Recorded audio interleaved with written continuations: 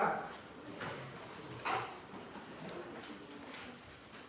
Bien chicos, ahora vamos a agrandar esto para que lo vean mejor. Okay. El tema que nos competa el día de hoy es introducción a la anestesia, anestesia general inhalatoria y máquinas de anestesia.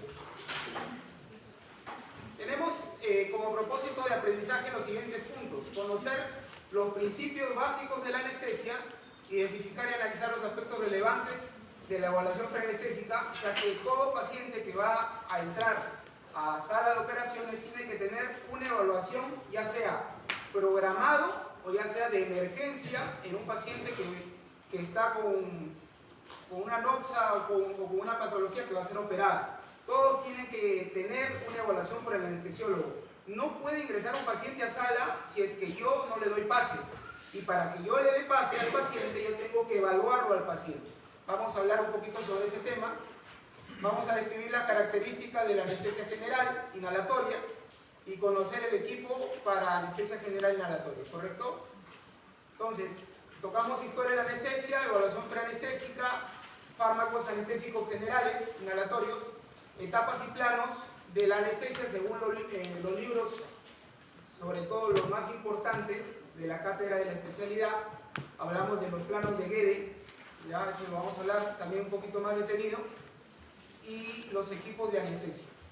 Entonces, la historia de la anestesia tiene un poco de controversia porque, sobre todo la anestesia moderna, se basa en que un odontólogo en los Estados Unidos, allá por 1846, si no me equivoco, dio la primera anestesia inhalatoria con éter en la ciudad de Boston. Entonces, había un poquito de celo por la parte médica, porque el que primero demostró realizar una cirugía sin dolor con con éter, fue un odontólogo. ¿Ya? Vamos a hablar un poquito sobre esa parte de la historia. Vamos a hablar que después médicos europeos como John Snow, entre otros, utilizaron otro tipo de sustancias para generar el mismo efecto, ¿no? Operar a un paciente sin generar dolor.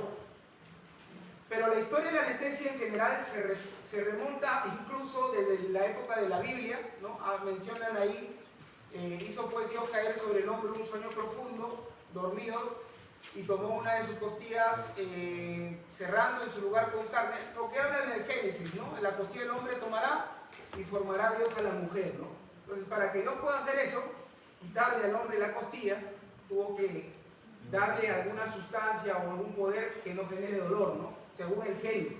Entonces, desde ahí, desde la época bíblica, desde la creación, ya tenemos rastro de la especialidad, ¿no? Que es sumamente importante en el ámbito médico.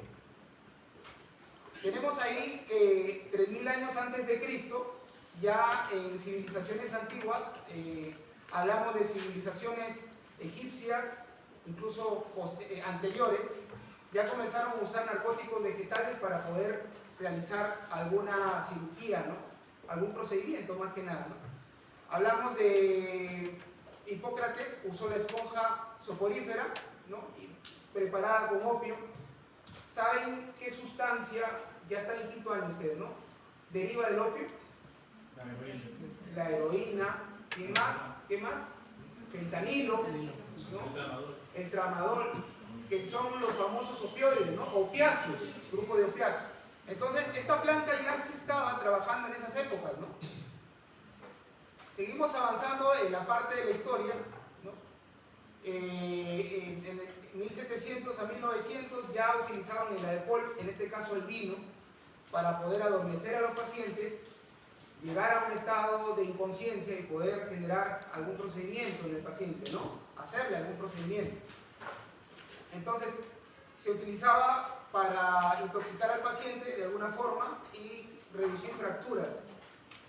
Tenemos que existían algunos extraños métodos para poder también dar anestesia en los pacientes.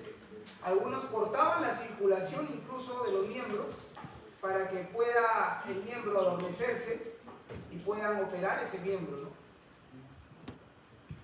Otros utilizaban el mesmerismo en 1700, hablan de hipnotizar al paciente, ¿correcto? En el antiguo Perú nosotros tenemos rastros de la historia con respecto a la cultura Paracas, ¿no? Tenemos huesos que se han encontrado, las famosas trepanaciones craneales, ¿no? Entonces, estas personas, estos individuos de nuestra historia, de nuestra tierra, utilizaban brebajes, ¿no? Preparados de coca principalmente, entre otras plantas, para poder generar estas cirugías. Y algunos tenían éxito porque se ha encontrado calcificación posterior a la cirugía, ¿no? En esos huesos. Entonces, hay algunas personas que a pesar de ese tipo de cirugías han sobrevivido, ¿no? Las famosas trepanaciones craneales, ¿no? Tenemos que en 1564 Ambrosio generaba el enfriamiento, congelación de la zona operatoria. Todo muy rústico, ¿no, chicos? No había algo definido. Unos hipnotizaban, otros metían vino, otros estrangulaban, ¿correcto? En 1616, William Harvey, un estudioso inglés, descubre lo que es la circulación sanguínea, ¿correcto? En 1721 ya se apoda o se añade la palabra anestesia en el diccionario inglés, ¿correcto? En 1836 ya se fabrica la primera troca para inyectar morfina. Y tenemos un hecho relevante, ¿no? En 1842 ya se estaba tratando de utilizar el billete para producir anestesia quirúrgica, pero los pacientes seguían con dolor en la cirugía, gritaban. Entonces no se podía considerar a un padre todavía de la anestesia moderna, porque los que usaban las drogas generaban en el paciente cierto adormecimiento, pero en el momento del acto quirúrgico gritaban, lloraban de dolor. Entonces no era una cirugía perfecta, ¿no? Sin dolor, que es lo que se quería. Entonces, el 16 de octubre del 46, William Morton, un odontólogo que, si bien leemos la historia, este odontólogo estuvo estudiando en Pensilvania y dejó de sus estudios y dejó la universidad o el instituto donde él andaba, incluso se fue sin pagar y se fue a trabajar como un dentista en Hartford, Connecticut. Este dentista comenzó a usar el éter, ¿correcto? Pero él comenzó a investigar, ¿no? Un poco más aparte de ese dentista, y vio que sí funcionaba, que generaba analgesia, dormía el paciente y no generaba dolor. Entonces, un poquito más listo, este señor se robó la idea y se fue a Boston, habló en el Hospital General de Massachusetts y dijo: quiero hacer una demostración de una cirugía sin dolor. Entonces se robó la fórmula secreta del otro odontólogo y hizo su demostración con público, con todo, ¿no? Cuenta la historia. Y pudieron el 16 de octubre de 1846 extraer un tumor del cuello del paciente Abbott en el anfiteatro del hospital de Massachusetts, en Boston, ¿no? Y se corrió por la prensa, por barco, ¿no? Y él fue considerado el padre de la anestesia moderna, ¿correcto? El 16 de octubre fue la cirugía, y todos nosotros los especialistas en anestesiología tenemos nuestro día a nivel mundial el 16 de octubre, ¿ya? Entonces, en todo hospital el 16 de octubre es el día del anestesiólogo. Tenemos que, posterior a eso, las cirugías eran obviamente cruentas. Los pacientes terminaban después de la cirugía con un agotamiento físico y sobre todo mental por el dolor, ¿correcto? Comenzaron ya los médicos a investigar un poco más, ¿no? Y utilizaron otras sustancias aparte del éter. En este caso utilizaron cloroformo. ¿Quién fue uno de los primeros médicos que utilizó el cloroformo? Fue John Snow, que bien sabemos es el padre de la epidemiología, ¿correcto? Hablando de historia. Entonces él utilizó el cloroformo para adormecer o sedar a las reinas de Inglaterra en sus partos, y generó el primer parto, la primera cirugía, ¿correcto?, del parto sin dolor. Y así fue avanzando la historia, chicos, y se fueron creando más drogas, y se fue perfeccionando las agujas, y hasta el día de hoy, 2023, se siguen perfeccionando y actualizando los procedimientos en anestesia.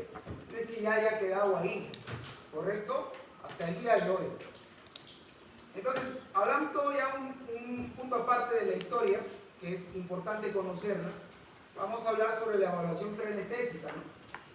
Un pilar importante que todo médico anestesiólogo tiene que conocer, que tiene que evaluar antes de ingresar a sala a un paciente, ¿no? Ingresamos a un paciente y no le hacemos evaluación, el paciente se muere en sala, tuviste una negligencia por no saber qué patologías tenía, por no saber qué reacciones adversas podía tener, por no estar preparado para un plan B, C o D frente a una situación concreta del paciente, ¿no?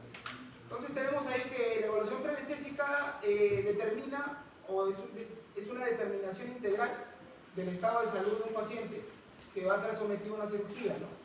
Con el fin de identificar enfermedades que puedan afectar el pronóstico, la realización y la recuperación del acto quirúrgico. Tenemos los objetivos, que es evaluar a los pacientes quirúrgicos para determinar si es necesario implementar medidas terapéuticas, profilácticas, para tolerar los problemas que pueden haber en el ámbito anestésico, ¿no? Y en el ámbito quirúrgico, y reducir la morbimortalidad perioperatoria. Entonces, ¿qué vamos a evaluar en el enfoque preanestésico? El estado fisiológico del paciente. Vamos a ver cómo está el paciente. Por favor, díganle qué pasa. ¿Hay gente acá? ¿Qué pasa, por favor? Abren la puerta o díganle qué pasa. Determinar todos los procesos patológicos y su grado de actividad. Evaluar su estado de nutrición. Adelante. Delinear su estado físico-cognitivo. Identificar los factores de riesgo quirúrgico y el plan de acción para minimizar riesgos. Entonces, nuevamente lo mismo, chicos, valorar el riesgo anestésico. ¿Será óptimo darle una anestesia regional al paciente? ¿Será recomendable darle una anestesia general? ¿Será recomendable darle una anestesia con un bloqueo ecoguiado, una sedación? Entonces, tenemos un montón de abanicos para poder trabajar en un paciente, ¿no? Preparar el acto quirúrgico, prevenir posibles complicaciones, sobre todo vamos a verlo hoy día en la práctica, la intubación endotraqueal, ¿no? Vamos a definir cuándo un paciente con vía aérea difícil y poder estar preparado con diferentes planes frente a ese paciente. Tratamiento de patologías existentes, formulación del plan anestésico y lo más irrelevante el día de hoy, la obtención del consentimiento informado, ¿no? Médico quirúrgico que no hace firmar consentimiento informado previo a una cirugía, se pone la soga al cuello frente a cualquier problema que pueda pasar, ¿correcto? Ahorita los abogados están a la orden del día y la gente, por sacar plata a los médicos, también están a la orden del día, ¿ya? Entonces, esa es la realidad de nuestro Perú. Ya antes era un poco alejado, se veía menos, pero ahora está a flor de piel. Dices algo, te están grabando, haces algo, te están grabando, ¿ya? Entonces, siempre tenemos que andar con cuidado. Lamentablemente, nuestra medicina peruana, de lo que era una medicina un poquito más suelta, un poquito más dinámica, ahora se está poniendo entre cuatro paredes por los problemas legales que hay alrededor, ¿no? Y que lamentablemente la idiosincrasia de la gente, porque la gente no es buena en general, que quiere meter, ¿no? El problema. Entonces tenemos ahí una ficha de evaluación preanestésica donde vamos a evaluar varios puntos. El apellido, el nombre, la edad, la fecha, el diagnóstico preoperatorio, el plan quirúrgico, los antecedentes. Vamos a evaluar órgano por órgano, ¿correcto? Vamos a evaluar órgano blanco, cerebro, vamos a evaluar pulmones, vamos a evaluar riñones, todos los órganos competentes que generan un funcionamiento adecuado en el paciente. Alergias en el paciente también, ¿correcto? Drogas que el paciente esté tomando, que esté administrando, fármacos. El paciente toma antihipertensivos, el paciente toma algún tratamiento para la esquizofrenia, por ejemplo, ¿no? Abuso de drogas del paciente. Entonces ahí nosotros como especialistas tenemos que parar las orejas y saber qué droga le podemos administrar, ¿no? Porque si por favor, abre la puerta. Porque si un paciente está con benzodiazepina, no le vas a colocar una benzodiazepina, ¿no? No le vas a hacer nada al paciente, no le vas a generar ningún efecto. No sé, déjalo abierto para que no te sales. Vamos a ver los exámenes de laboratorio también. Vamos a ver cómo está la hemoglobina, cómo está el hematocrito, vamos a ver cómo están esas plaquetas. ¿Relevantes serán las plaquetas? Por supuesto, ¿no? Y todos los exámenes, paciente mayor de 65 años, de cajón, una radiografía de tórax, ¿no? Para ver cómo está la trama pulmonar, para ver si el corazón tiene cardiomegalia, ¿no? Porque a veces se nos escapa de esas cosas, el EKG. Y muchos otros parámetros que ustedes ya van a leer, ¿no? En el examen físico, la evaluación oral, ¿no? En el examen cardiológico, ruidos cardíacos. Determinamos también la escala de Glasgow del paciente. ¿Alguien sabe qué es la escala de Glasgow, no? ¿Qué es la escala de Glasgow, alumno? ¿Qué evalúa la escala? Te haciendo otra pregunta. ¿Qué evalúa la escala de Glasgow? Evalúa la respuesta física, sensorial y motora del paciente. ¿Cuántos puntos tiene la escala de Glasgow, amigo? 15. Entonces tenemos de evaluación la historia clínica. Ya vamos a evaluar las patologías actuales, medicamentos, alergias, intolerancias, gastrointestinales, tabaco, los pacientes fumadores, ¿correcto? Historia familiar. Vamos a ver más adelante que en las siguientes clases la hipertermia maligna es un factor que rige muy importante al momento de dar una anestesia general. Eso ya lo vamos a ver en la siguiente clase, ¿ya? Detección de enfermedades no consignadas, cardiovasculares, pulmonares, hepáticas, renales, entre otras. Y tenemos una clasificación que los anestesiólogos hemos acreditado para determinar el estado funcional del paciente, ¿correcto? Antes de que sea intervenido y sea aceptado en una sala de operaciones. Es la clasificación ASA, que es una clasificación que lo da la Asociación de Anestesiólogos de Estados Unidos, ¿ya? Y nos plantea los riesgos que nosotros tenemos. ¿Y por qué es importante, doctor, la clasificación ASA? Porque con la clasificación ASA nosotros podemos, en primer lugar, enfocar a un paciente y ver si es un paciente que puede ser intervenido en un hospital de acuerdo a su categorización, ¿correcto?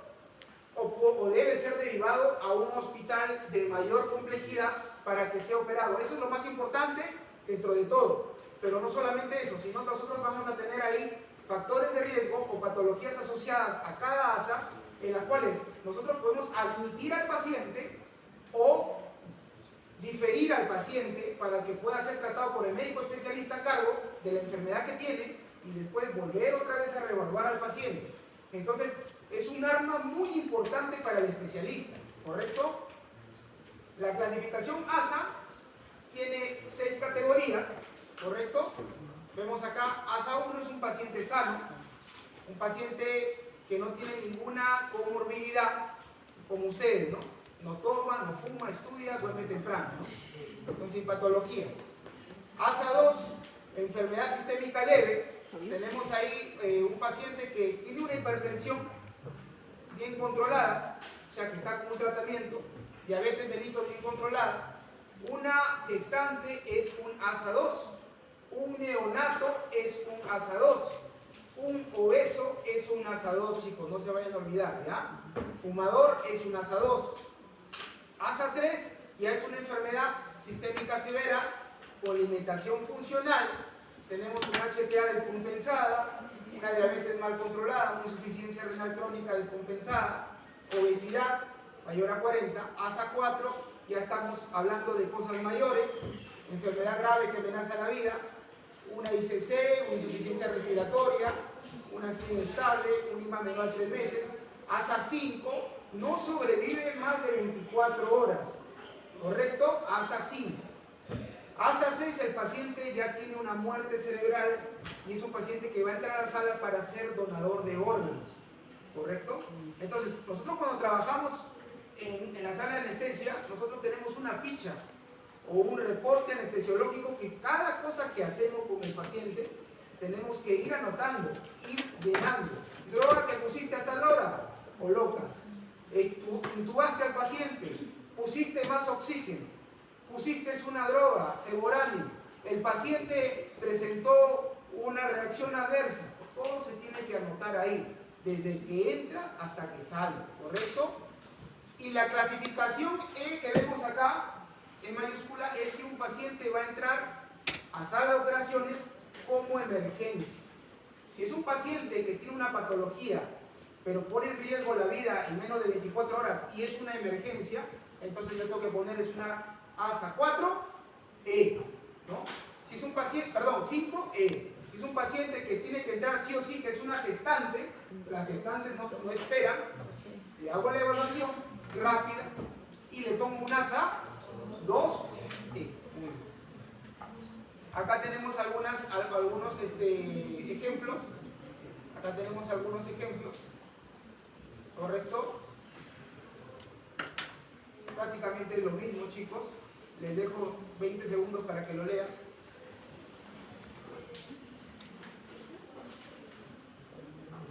Seguimos.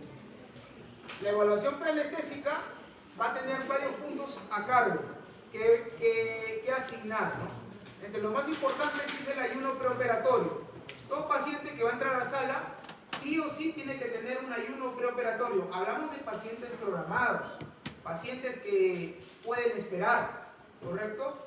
Entonces, ¿cuál es el ayuno preoperatorio que indica? Y es pregunta de siempre de examen: líquidos claros, 2 horas, leche materna, 4 horas, fórmula para lactantes, 6 horas, comida ligera, 6 horas, sólidos, 8 horas. Entonces, si tú tienes un familiar o un paciente que va a ser intervenido, al día siguiente tienes que decirle, por favor, ayuno de líquidos y sólidos mayor a 8 horas. ¿Correcto? Medicamentos preanestésicos para poder disminuir un poquito los nervios antes de entrar a sala. Si el paciente está hospitalizado, le puedes recetar como médico una benzodiazepina. ¿Cuál es la benzodiazepina que más usamos? Clonazepam de 0,5 miligramos. Ya le puedes dar un par de horas antes de que entre a sala, ¿correcto? Y le puedes administrar el día anterior también para que pueda descansar tranquilo. ¿Ya? Profilaxis de vómitos, dexametasona, ondansetrón, imidrinato. ¿Alguno de ustedes sabe cómo actúa el ondansetrón? ¿Cómo actúa el ondansetrón, alumno? ¿El ondansetrón cómo actúa? Amigo, ¿el ondansetrón cómo actúa? ¿Dónde actúa? En el talón. En el área postrema, ¿correcto? A nivel central, a nivel del bulbo. Y genera bloqueo de ¿qué receptores? Serotoninérgicos, ¿correcto? Hay 5-HT3. Muy bien. Entonces, dentro de todos los antieméticos que tenemos, este es el más efectivo. La ampolla viene, ¿correcto?, de 8 miligramos, ya, en 4 mililitros. Hay que tener en cuenta de que este es el antiemético más efectivo de entre todos.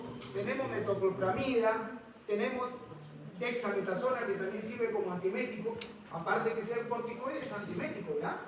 Imidrinato también tenemos, ¿ya? Y tenemos acá otras drogas que son profilaxis para la broncoaspiración, como la ranitidina, y uso de antisecretores como la atropina.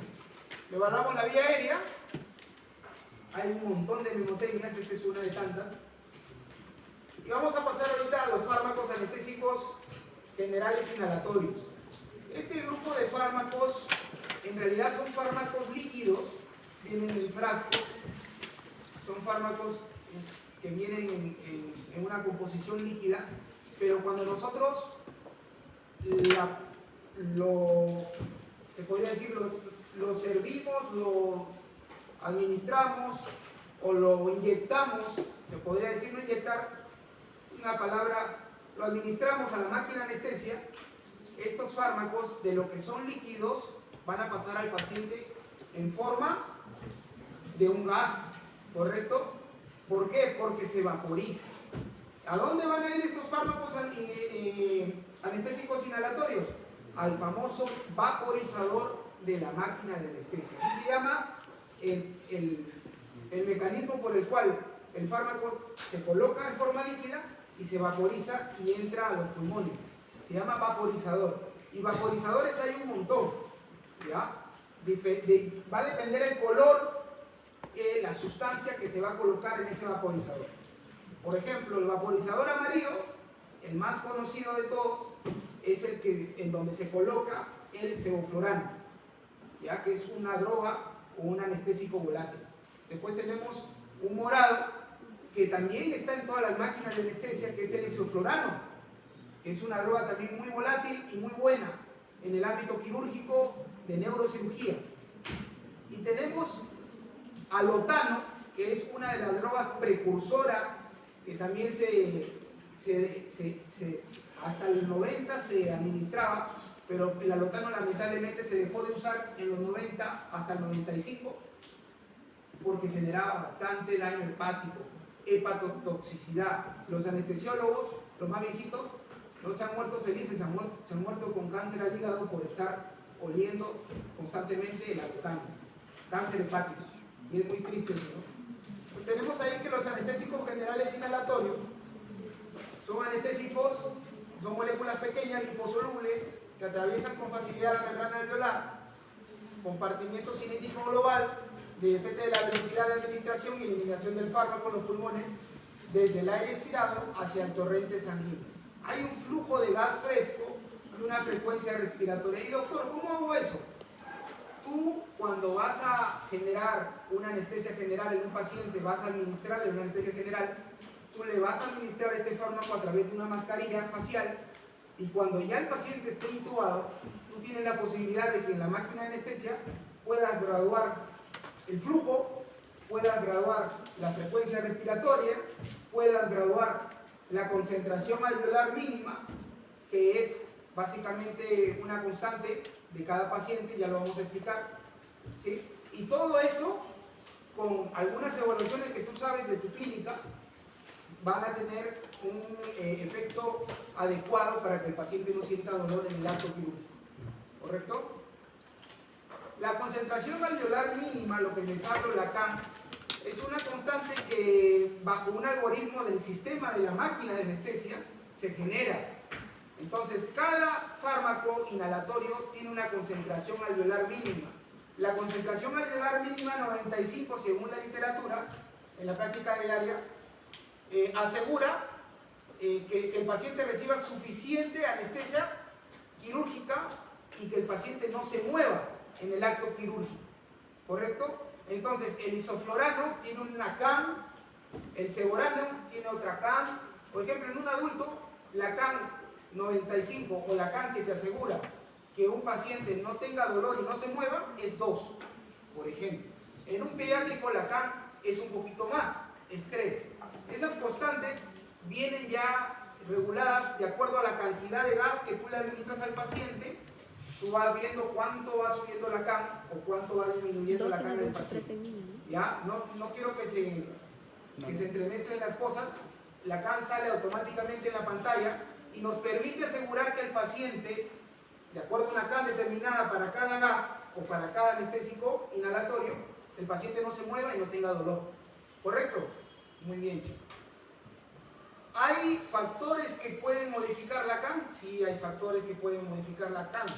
¿Cuáles son los que disminuyen la CAM? Que a pesar de que tú eres un paciente adulto y tienes una CAM de sevorano, entre comillas, 2, si tú tienes hipotensión, hipotermia, hiponatremia, hipercapnia, eres embarazada, tienes una edad avanzada, haces uso de medicamentos como los opiáceos, benzodiazepinas, entre otros, tu CAM va a estar disminuida, ¿correcto? Entonces, ¿ahí qué tienes que hacer?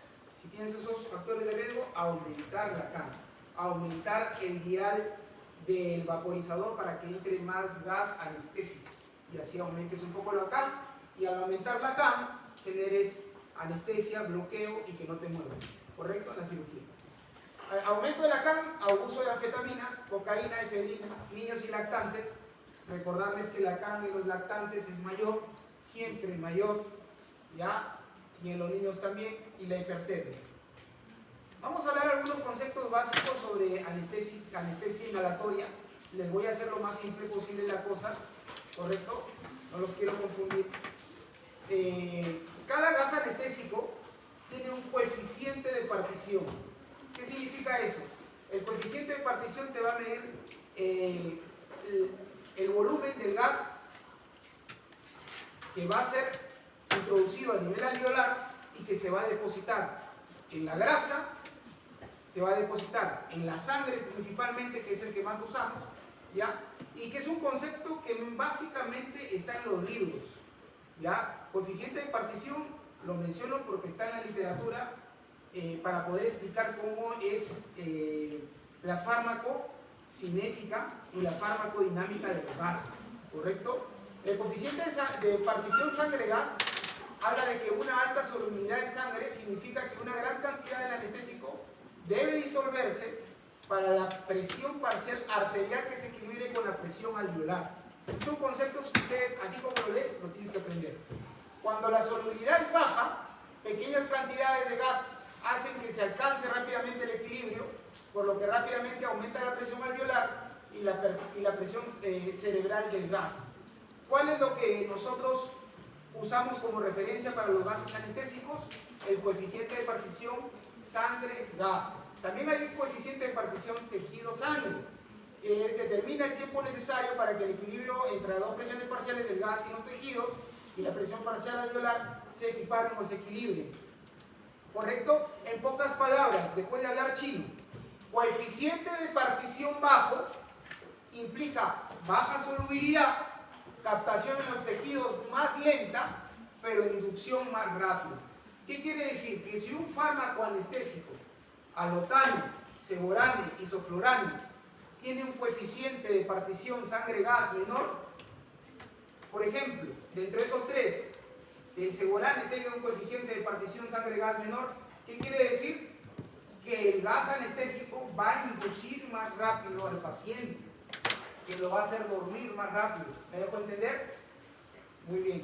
Coeficiente de partición más alto implica alta solubilidad, mayor captación por los tejidos, pero inducción más prolongada. O sea, ¿qué quiere decir? Que un coeficiente de partición más alto tienes que estar con el paciente con la máscara por varios minutos, porque el paciente no se duerme, ¿correcto? Porque la inducción es más lenta, ¿ya?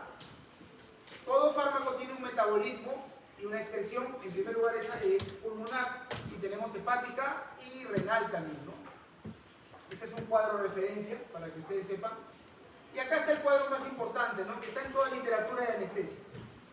Entonces tenemos acá sevoflurano, desflurano, ¿no? Óxido nitroso. Entonces dentro de todos estos fármacos, el coeficiente de partición sangre-gas más corto es el óxido nitroso. ¿Qué quiere decir? Que la inducción con óxido nitroso es mucho más rápida que con el resto de gases. ¿Correcto? Sí, muy bien, chicos. ¿Y cuál es el más lento? El éter, por ejemplo, es de 12, ¿no? El alotano viene de 2.4. Entonces, pobrecitos los anestesiólogos antiguos que tenían que estar como 5 o 10 minutos tomando esos gases aparte del paciente, porque los gases, como son volátiles, circulan por toda la sala de operaciones. Y ahí es cuando los anestesiólogos se intoxicaban, generaban cáncer por estar repitiendo ese proceso constantemente a nivel hepático. ¿Correcto? Acá están los coeficientes de partición, acá está la CAM. Hablamos que el ceborane tiene una CAM de 2, ¿correcto? En niños es un poquito mayor. Acá está la CAM de florano, isoflurano, óxido nitroso. Importante que sepan los más importantes: isoflurano, sevoflurano, óxido nitroso, alotano, ¿correcto? Y el desflurano. Son varios fármacos, chicos, en realidad. Etapas y planos de la anestesia general inhalatoria.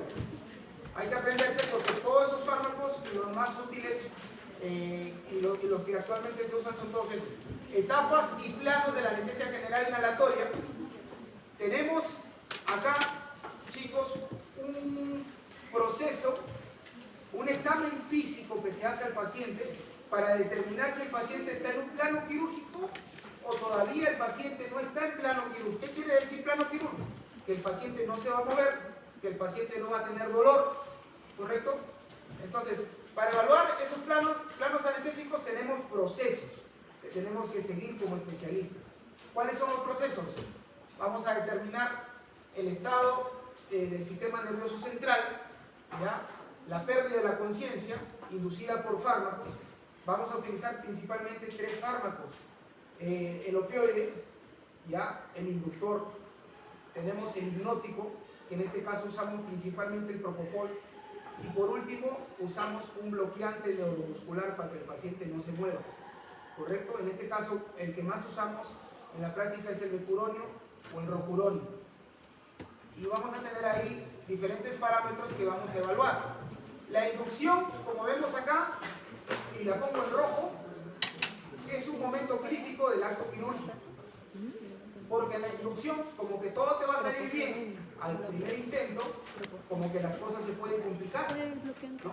Al paciente no lo puedes intubar, el paciente es una intubación difícil, el paciente te genera, cuando tú le administras algún fármaco, una reacción adversa. Entonces, en ese preciso momento de la inducción es un proceso y un momento crítico, un momento vital en la vida del paciente, ¿correcto? Y hay que saber tener planes para poder abordar los diferentes problemas que se nos presenten.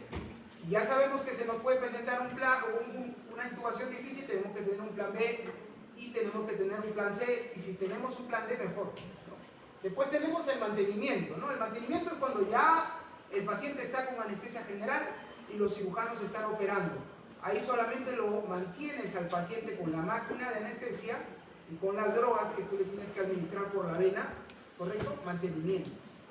Y la otra parte difícil también y crítica en el acto quirúrgico es la recuperación.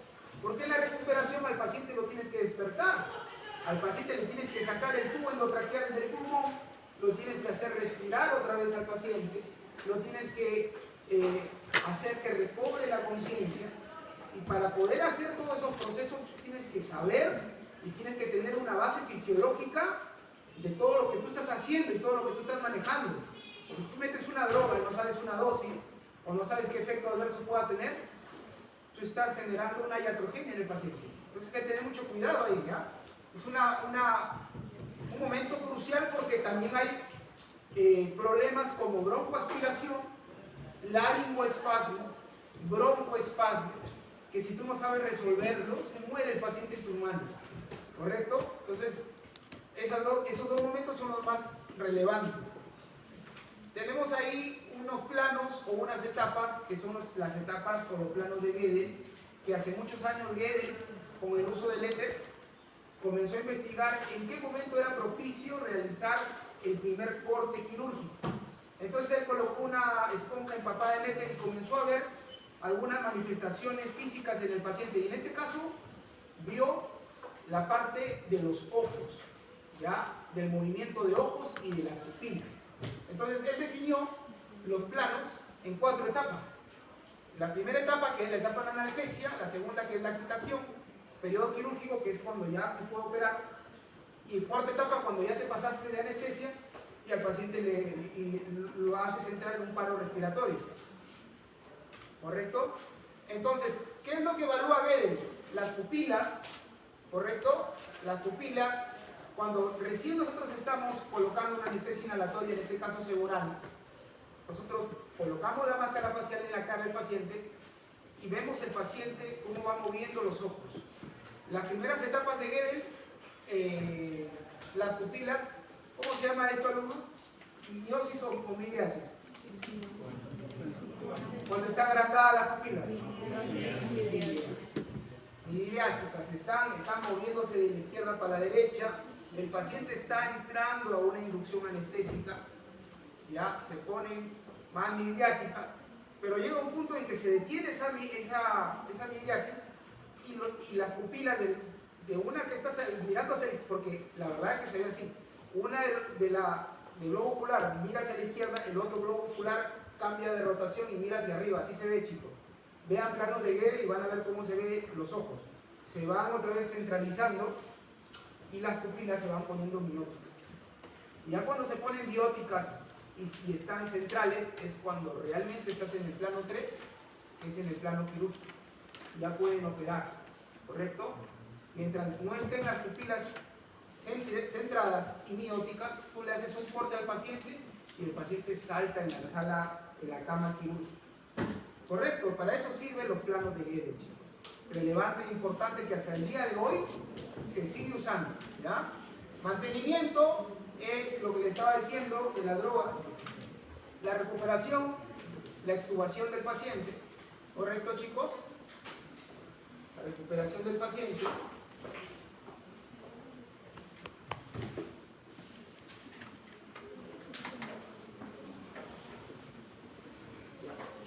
Un favor, delegada, avísale a tus compañeros que están faltando que vengan inmediatamente, ¿ah? Los que salgan de su examen, que vengan. Entonces tenemos ahí la recuperación, ¿no? Que es una etapa crucial, como les estaba diciendo, una etapa importante. Sigan firmando la lista. El que no firma lista, considerado que no ha llegado, a pesar de que esté dando el paso, ¿ya? ¿Cuál es la lista? ¿Dónde está la lista?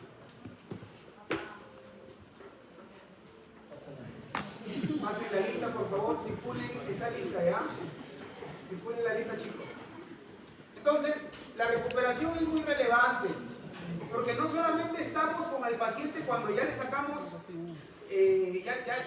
ya lo extubamos, ya lo sacamos de una anestesia general o cualquier tipo de anestesia. La recuperación es cuando el paciente sale de la cirugía a una unidad de cuidados postoperatorios, está en una unidad de cuidado postoperatorio por lo menos 2 a 3 horas, y después de que ya la anestesia ha salido de su cuerpo, el paciente está sin dolor, al paciente ya le podemos dar de alta del centro quirúrgico, ¿correcto? Todo eso conlleva la recuperación postanestésica, que al paciente lo saquemos vivo de sala, que lo pasemos a la unidad de cuidados postoperatorios, en general se llama URPA, en siglas, URPA, y que de URPA salga el paciente sanito y bien, a su piso, a cirugía donde le competa, ¿correcto? Entonces, voy a darles un par de minutos y vamos a hablar sobre la máquina de anestesia, ¿ya? Vamos un par de minutitos, chicos. Denme un par de minutos, ¿ya? Buena vida. Estaba cabeceando. Deja grabar, Ingrid. Sí, pero no, lo voy a seguir grabando porque se la pago. ¿Está grabando cómo me quedo dormido? ¿Está grabando cómo me quedo dormido? Mira, al lado. Yo también recién empecé a grabar. Sacando, Ni siquiera caminar. sacando dormido. Recién empecé a grabar y los estoy subiendo. ¿A dónde? ¿Al A YouTube. ¿Ah, sí? Su YouTube, ¿lo vas a hacer? Ah, bacán, ya, para darte suscribir. Para suscribirme. Empecé a grabar porque me pedían en cirugía. Ay, concha de eso. Siempre pude, pues, el trauma tan fácil y le decía. No he grabado, no se grababa y ya, normal. ¿Te roto en qué? ¿Cirugía o en trauma? Cortando con Emilio. Ah, Emilio es chévere, weón. Tu doctor es bien paja. Es bacán, pero vamos dos historias clínicas. Sí, pues. Ah, eso sí. Sí, pues. Pero no te evalúa, pues. Mi Sí te doctor evalúa, evalúa. weón. No, pero la historia clínica no te evalúa cómo revisa el paciente, pasas consulta. No, pero te enseña, pero. Bailar hacia allá.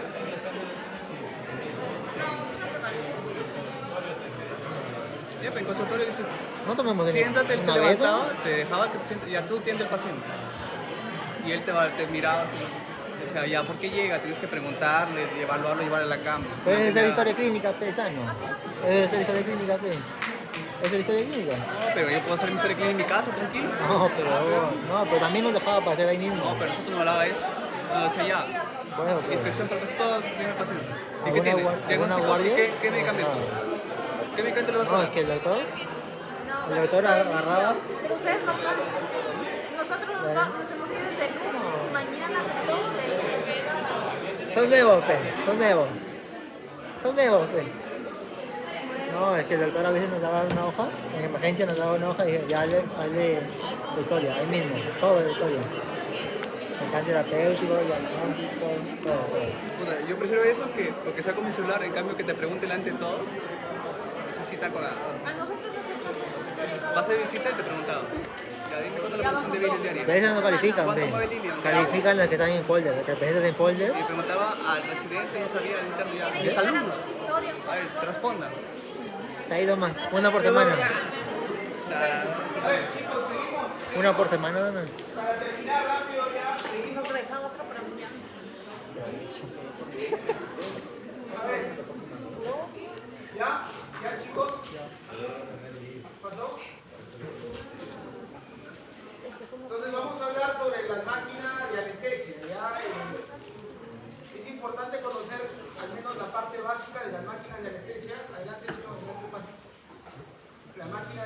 anestesia es relevante conocer para que en cualquier momento, cuando nosotros estemos frente a una emergencia en una sala de operaciones, al menos sepamos administrar oxígeno en un paciente que puede estar en un paro, podamos estar haciendo un RCP, ¿ya?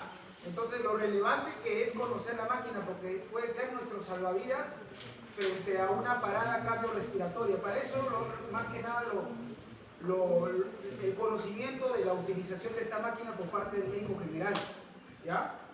Entonces, se denomina mesa, máquina o aparato de equipo de anestesia al conjunto de elementos que sirven para administrar gases medicinales anestésicos al paciente durante la anestesia tanto ventilatoria, espontánea como controlada.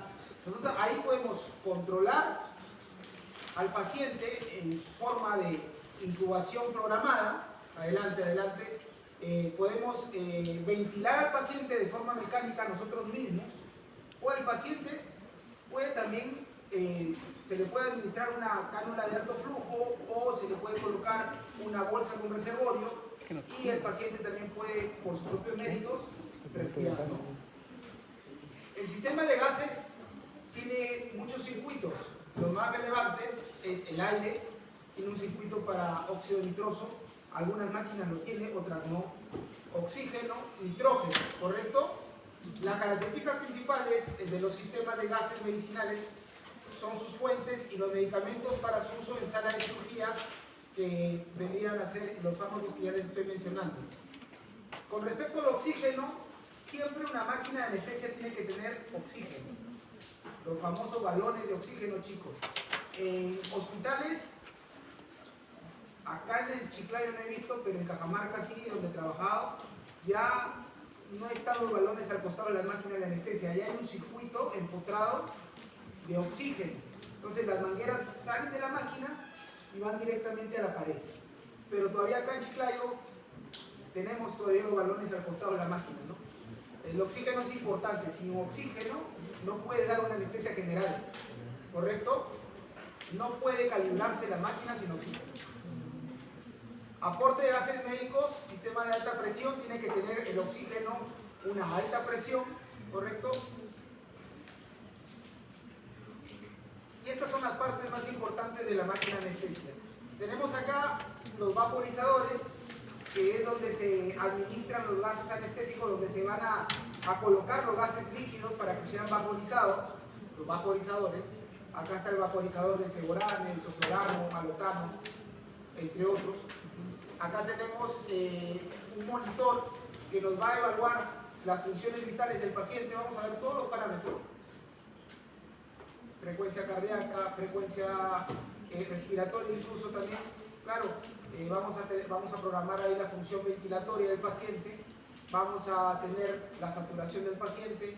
Podemos poner ahí un marcador para evaluar un electroencefalograma del paciente, que se le conoce como BIS, en mayúscula, BIS, índice bioespectral, que es una vincha que se coloca en la frente del paciente y nos hace ver si el paciente a nivel cerebral, sus ondas cerebrales están activas o el paciente está completamente en un plano anestésico, ¿correcto? Tenemos ahí la hemodinamia del paciente, importante, la presión arterial media. Podemos colocarle un catéter arterial para ver la presión continua. Tenemos en la parte posterior el circuito de tuberías, por donde va a salir en una de estas tuberías un corrugado. Corrugado se le llama a un cordón por donde el gas va a fluir hacia el paciente, y va a haber otra toma donde al exhalar el paciente el CO2 con el gas va a retornar a la máquina para que sea filtrado ese gas. ¿Dónde se va a filtrar el gas? En este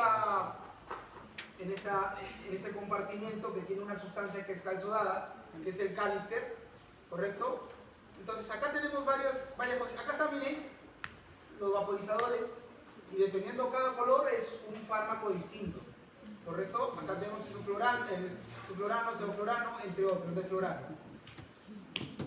Acá está el cálister, el glucómetro, el monitor, los vaporizadores. Básicamente eso es una máquina de anestesia. Obviamente que hay máquinas de anestesia y máquinas de anestesia, ¿no? Esta es una máquina de anestesia común y silvestre, pero hay máquinas de anestesia que son prácticamente como un carro Mercedes-Benz, grandes, que tienen para ver el índice, como les estoy diciendo, bioespectral, para ver el encefalograma, para ver bloqueo neuromuscular, para colocar un catéter central y ver la presión venosa central. Incluso hay máquinas que te van a informar si ese paciente va a entrar a paro para que tú le puedas dar o desfibrilarlo o hacerle masaje cardíaco. Con eso les digo a todos, ¿no? O sea, las máquinas se están especializando tanto que nos están ayudando de cierta forma a hacernos la vida más fácil, ¿no? Pero hay que saber manejarlas.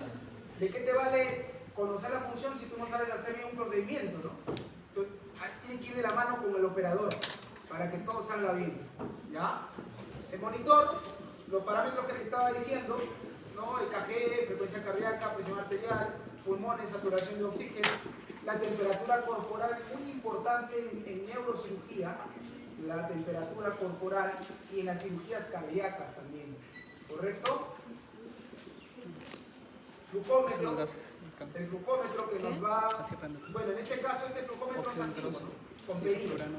La lista, todos los que recién han llegado, todos firmen la lista, por favor. Los glucómetros actualmente son digitales en las máquinas nuevas, ¿ya? Vaporizadores, adelante, vaporizadores. Su función en la anestesia es proporcionar la vaporización de líquidos volátiles, los líquidos volátiles, ¿ya? Es el sistema que hace que el agente anestésico líquido se transforme en volúmenes precisos y vamos nosotros también de alguna forma a poder diagnosticar precisamente cuál es el CAN del paciente, ¿no? Lo que le estaba diciendo, la concentración alveolar mínima.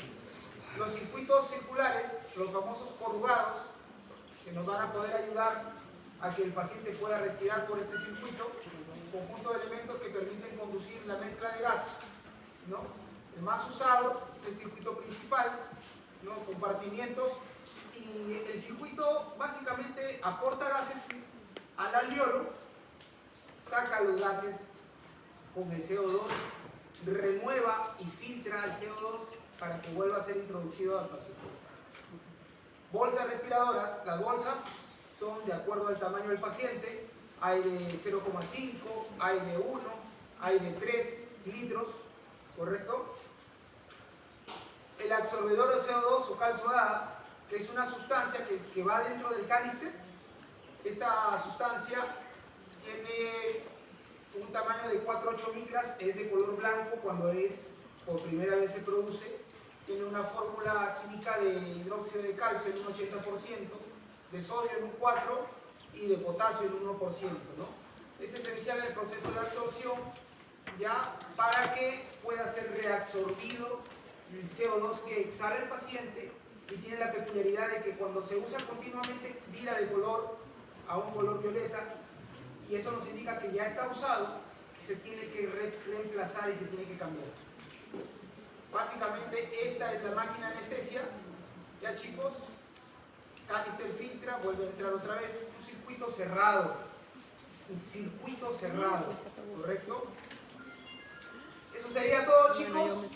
Esa ha sido la clase teórica. Les agradezco. Saquen todos su hoja, por favor. No, pongan una hoja, pero. Eso ya es. Su hoja. Una hoja. Ese era. Una hoja. Está bien. Está bien. ¿Alguien falta delegada la consulta? Estoy bien. Una hoja, ven. Sandra. Yo me fío de acá. Ya, yo un copio de ti. A ver, alumnos, ¿quiénes han venido del examen? ¿Alguien falta de ustedes acá, del examen, o son los dos nomás? Los tres. Que diga que falta. Que se la mande tu falta. Ya, el examen ya acabó, ¿correcto? Ya se terminó, ya todos salieron del examen, ¿no? Muy bien. Una hoja. ¿Qué? Todos con su hoja, por favor. Ya, peine, Sus Una apellidos. grande también. A ver, silencio, chicos, silencio.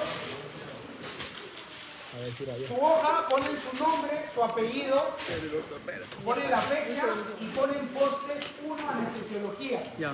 ¿Ya?